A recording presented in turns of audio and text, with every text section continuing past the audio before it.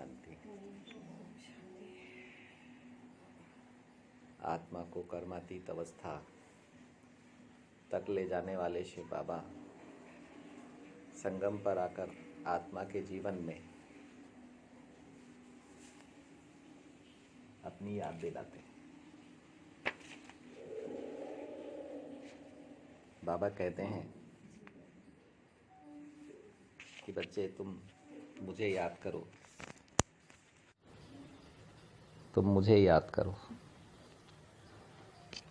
और बाकी तुम्हारे सुख दुख की, हार जीत की, मान अपमान की, कर्म कर्म विकर्म की, तुम्हारे 84 जन्मों की जिम्मेदारी मेरी। सिर्फ तुम सब कुछ भूल जाओ और मुझे याद करो। और हम बच्चे भी संगम युग पर हमें भी अनुभव होता है कि वो दिल तक पर बैठने वाला शिव बाबा हम सबके दिल तक पर बैठा हुआ है। एक शिव बाबा कैसे सारे भारतवासियों के दिल तक पर बैठा हुआ है। कैसा है वो शिव बाबा जो एक साथ एक ही समय में सबके दिल तक पर बैठता है। कितना बड़ा जादूगर है।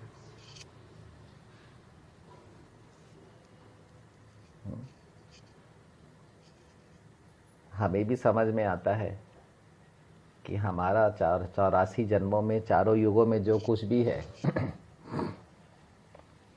बाबा से मिला हुआ है।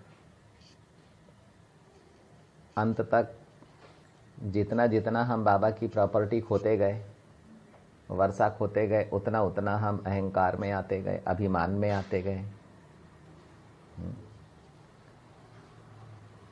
परमात्मा प्रॉपर्टी खोते गए और हमारे अंदर में कमजोरियां आते गई, कमियां आते चले गई।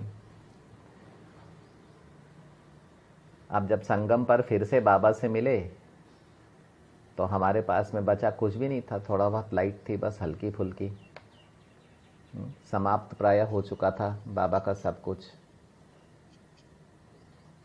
तो लेकिन हम सब ज्ञान गंगाएं, ज्ञान सागर की खोज में 84 जन्मों तक, 4 युगों तक बहते रहे, क्योंकि हमें साकार दुनिया में ज्ञान सागर शिव बाबा ने भेजा था। और हम दिल से बहते आए, तन तक, देह तक, दिल से देह तक बहते आए, अंतिम से देह तक बहते आए।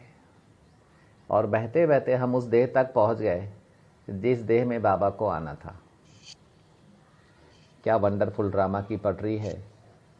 पूरे कल्प का अनुभवी आत्माएं, बाबा से पहले पहले बिछड़ी हुई आत्माएं कैसे अंत में उस देह तक पहुंच जाती हैं जिस देह में भगवान का अवतरण होता है।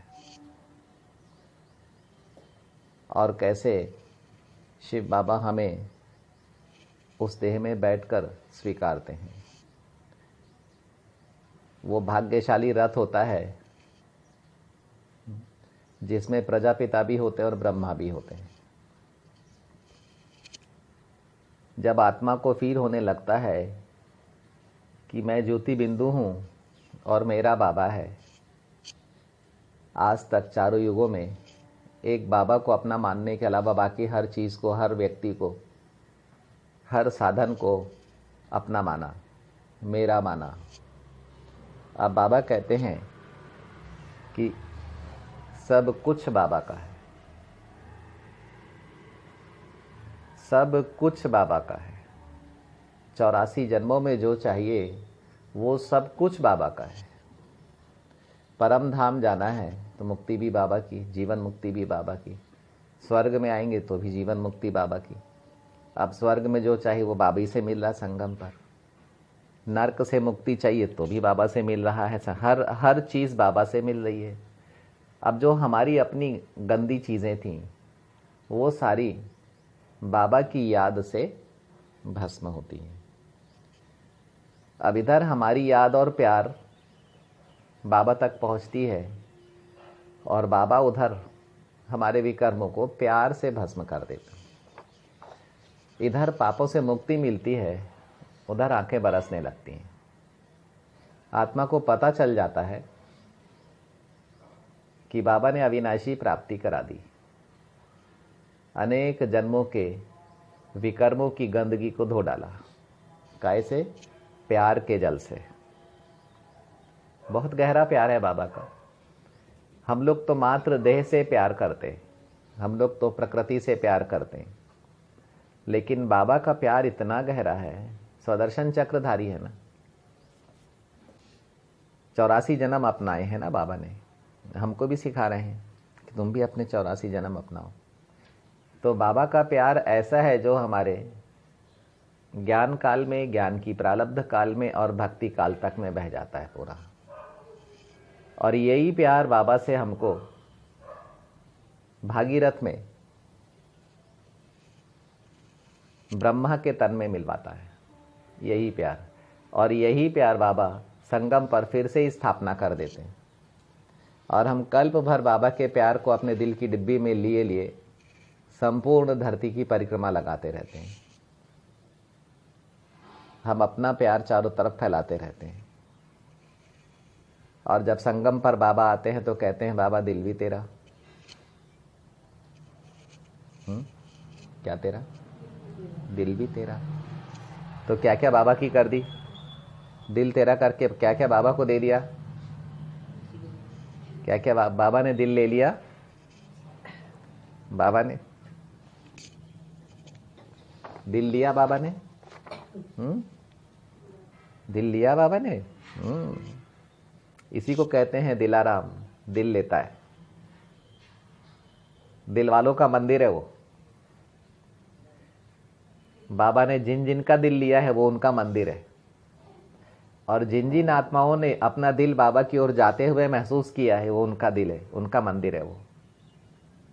मधुबन में आज भी दिल वालों की यादें हैं। दिल वाले शिव बाबा के दिल वाले बच्चों की याद आज भी है। साकार याद भी है और जड़ याद भी है। सारी यादगारें मधुबन में मिल जाएंगी हम लोगों की, भारतवासियों की। बाबा दिल लेकर सब कुछ दे देते हैं। तो दिल दिया बाबा को तो दिल कितना मजबूत हो गया। आज तक इंसानों को दिल दिया करते थे, अभी दिल कितना मजबूत हो गया। कितनी भी गहरी चोट फिर भी संभल जाती है। नहीं तो आज दिल की बीमारियां कितनी हैं। इंसानों को दिल दे देकर दिल से बीमार हो गए, दिल ही बीमार हो गया। कोई गुरु के रूप में आता है, उससे धोखा खा जाते हैं। कोई शिक्षक के रूप में आता है, उससे धोखा खा जाते हैं। कोई माता पिता के रूप में आता है, उससे धोखा खा जाते हैं। कोई युगल के रूप में आता है, उससे धोखा खा जाते हैं। कोई भाई बहन बन के आता है, कोई दोस्त फ्रेंड बन के आता है। दिल दिया तो दिल मजबूत हो गया, संगठित हो गया, तख्त बन गया। अब उस तख्त पर दिलाराम बाप आकर बैठने लग गया अपने दिल वाले बच्चे के साथ में। अब दो दिल वाले आपस में मिलन बनाते हैं। दो दिल वाले आपस में मिलन बनाते हैं। कैसा मिलन होता है दिल से?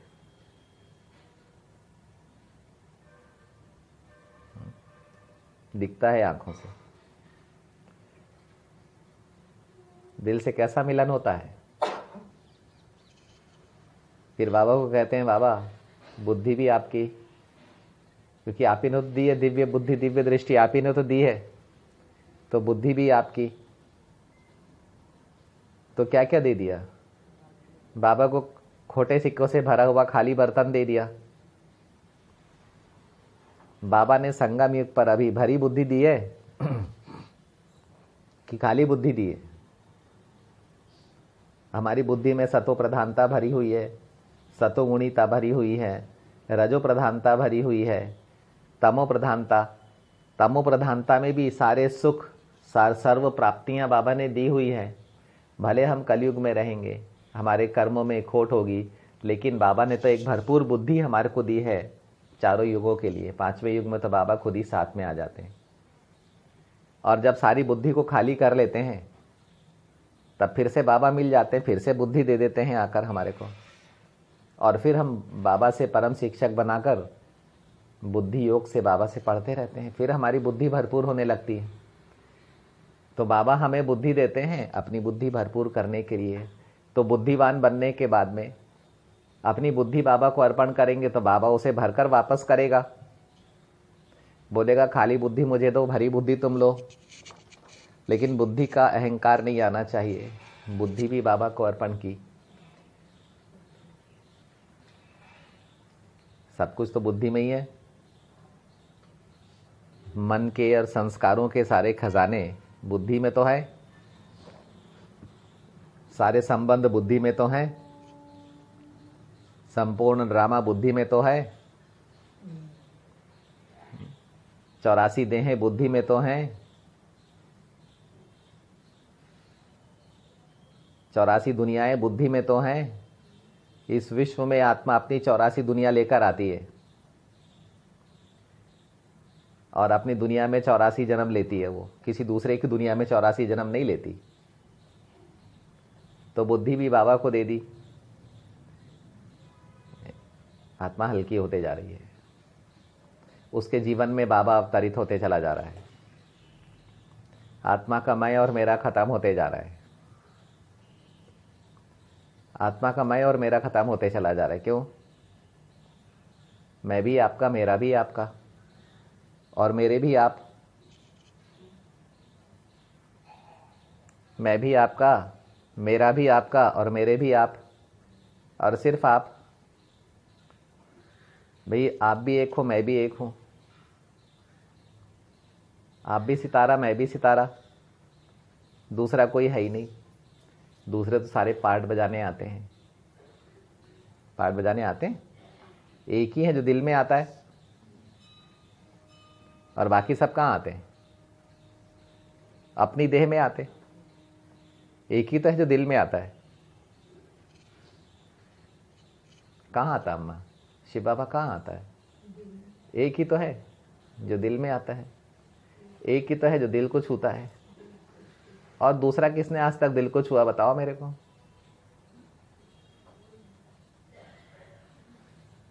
एक ही है जो हमारी भावनाओं को समझता है, एक ही है जो हमें दुआओं की भंडारी बना देता है, वरदान दे देकर पालना करते रहता है। हमने भी एक ही को अधिकार दिया हुआ है दिल तक पर बैठने के लिए। कोशिश तो बहुतों को की बिठाने की, लेकिन देह तक सब चाहते हैं, दिल तक कोई चाहता ही नहीं है। बहुत गहरी पढ़ाई है, बहुत बड़ी पढ़ाई है। अभी मन जो मालिक बनाने की शक्ति है, सारे खजाने बुद्धि में मिल जाएंगे। अब आत्मा करेगी कैसे? तो मन से। कर्म कहाँ से जन्म होंगे? खजाने बुद्धि में जन्म होते हैं, निर्माण बुद्धि में होता है। बाबा से सब कुछ बुद्धि में आता है, लेकिन आत्मा को साकार दुनिया में तो पार्ट प्ले करना है। तो कैसे करेगी पार्ट प्ले? तो उसको मन चाहिए, विचार शक्ति चाहिए, संकल्प शक्ति चाहिए। बुद्धि के खजाने को विज्ञान शक्ति के द्वारा साकार शरीर में चलाने के लिए, चलाने के योग्य बिजली पैदा करने के लिए मन चाहिए। बुद्धि के खजाने जब मन में बहते हैं, तब फिर ये शरीर को चलाने के लिए, दुनिया को चलाने के लिए, समय की मशीनरी को चलाने के लिए, प्रकृति की मशीनरी को चलाने के लिए बिजली पैदा होती है। तो मन भी तेरा। असली अहंकार तो जो करने की शक्ति सफलता का होता है, असली मेरा तो मन से पैदा होता है। बिंदु तो बाबा का है, तो बिंदु का पहला पहला आकार से मन एक्टिव हो जाता है। बीज रूप से, अशरीरी रूप से मन एक्टिव हो जाता है। 2500 साल तक, सतयुग त्रेता तक मन तृप्त रहता है, शांत रहता है। यादें भी शांत रहती हैं, डिस्टर्ब करने वाला कोई होता ही नहीं है। विचार शक्ति भी शांत रहती है, विचार सागर में बहुत ज़्यादा लहरें उठती नहीं है। ज्ञान सागर लहराते रहता है, भले नॉलेज नहीं होता है लेकिन अंदर में संस्कारों में तो ज्ञान होता है। तो हर जन्म में ज्ञान लहराते रहता है कि मैं आत्मा हूँ, मैं आत्मा हूँ। ये ज्ञान लहराते रहता है। बाबा साइलेंस में चल देते हैं। मालिक बन के आत्मा आती। बाबा मालिक बनाते ही हैं इसलिए कि बच्चों को बाबा के बिना आना है। अब मालिक ना बनाए, समझदार ना बनाए तो जीवन मुक्ति कैसे मिले सब आत्माओं को, गति कैसे मिले सब आत्माओं को। तो इसीलिए बाबा मालिक बनाते हैं और मालिकों को दुनिया हैंड ओवर करते हैं। जो विश्व के मालिक बन जाते हैं, जो प्रकृति के मालिक बन जाते हैं, जो इंद्रियों के मालिक बन जाते हैं, जो संकल्प के मालिक कर्मातीत बन जाते हैं, जो जगत पिता जगत अम्बा बन जाते हैं, जिनके अंदर में 700 करोड़ आत्माओं को मुक्ति देने के और जीवन मुक्ति देने के, गति देने के, सदगति देने के माता पिता के समान गुण आ जाते हैं, ऐसी मालिक आत्माओं को बाबा सारा विश्व 84 जन्मों के लिए हैंडओवर करके जाते हैं। उसके लिए बाबा भी संगम पर हम सबको पढ़ा रहे हैं। और फिर हमें अब हमारे पास क्या बच गया? मन भी बाबा को दे दिया, विचार सागर भी बाबा को दे दिया, ज्ञान सागर बाबा ने हमें दिया। ठीक है, ज्ञान सागर बाबा ने हमें दिया तो हमने बुद्धि देकर क्षीर सागर बाबा को दे दिया, मन दान करके विचार सागर बाबा को दे दिया। अभी क्या बचा? कर्म, कर्म और विकर्म। ये भी आत्मा की प्रॉपर्टी है जो ड्रामा प्ले करते करते उसके साथ में जुड़ गई थी आकर। ये हमारे संस्कारों में है। आत्मा के जन्म, आत्मा के रिश्ते नाते, आत्मा के मेरेपन में है ना ये सब है ना मेरेपन में। तब फिर हमने क्या किया? अपने संस्कार भी बाबा को दे दिए। संस्कार बाबा को दान करना अर्थात अपने 84 जन्म दान कर देना, यानी संस्कारों को साकार से मुक्ति दिलाकर मुक्तिदाता बाबा को दे देना। अब हमारे अंदर में जो अहंकार था, मैं था, मेरा था, बाबा ले भी लिया, बाबा लेते भी जा रहे हैं। बाबा कितने अहंकार हमारे लेते चले जा रहे हैं, पता ही नहीं चल रहा है कब ले लेते हैं। हम तो सिर्फ विचार करते हैं कि बाबा ये भी आपका, ये भी आपका, ये भी आपका, और भोलानाथ ले भी लेता है। और जब भोलानाथ ले लेता है तब पता चलता है यार हम तो हल्के फरिश्ता बन गए एकदम से। सारा बोझ ही देह पर, दुनिया पर से, वैभव पदार्थों पर से उतर गया। सारे रिश्ते नातों पर से हमारा सारा बोझ ही उतर गया। कब हम फर्श से अर्श पर आ जाते हैं पता ही नहीं चलता। हमारे छोटे छोटे संकल्प मात्र से सहज तरीके से बाबा ले लेता है। कैसा प्यार करते हैं बाबा। बाबा के प्यार में क्या वंडरफुल बातें छिपी हुई हैं। बाबा के प्यार की क्वालिटी देख लो और अपने प्यार की क्वालिटी देख लो। बाबा का रूहानी प्यार और हमारा जिस्मानीपन से इन्फेक्टेड प्यार। हम मुंह से बोलते हैं अनकंडीशनल प्यार, लेकिन रख देते हैं कंडीशन कि मैंने तुझे प्यार किया है तो तू भी मुझे प्यार कर। और प्यार की कमी से आत्मा संतुष्ट हो जाती है। मेरा प्यार तो गया, अब नया प्यार या तो बाबा से लूं या अंदर में खुद क्रिएट करूं अच्छी अच्छी विचार, शुभ विचार कर करके, शुभ भावनाओं से, या फिर किसी दूसरे से मांगूं प्यार दे। नहीं तो प्यार की कमी, असंतुष्टि, अतृप्ति। तो यही होते होते होते होते हम लोग कलयुग तक पहुंच गए। बाबा मिला, बाबा ने हमारा सब कुछ स्वीकार करके अपना सब कुछ हमें दे दिया और हम फिर से क्या बन गए? हम सो हम। मनुष्य से देवता, मनुष्य से फरिश्ता और फिर फरिश्ता से देवता बन गए। बाबा ने दिया और हम देवता बन गए। तो जो हमारा था किसके पास था? बाबा के पास, और जो हमारे पास था उसका मैनेजमेंट, उसकी व्यवस्था कौन कर सकता था? शिव बाबा। तो बाबा ने हमसे मनुष्यता लेकर देवत्व दे दिया, हमें मनुष्यों का संसार हमसे लेकर हमें देवताओं का संसार दे दिया, और ये देने के लिए उन्होंने हमें मनुष्य से फरिश्ता बनाया। ठीक है। ओम शांति।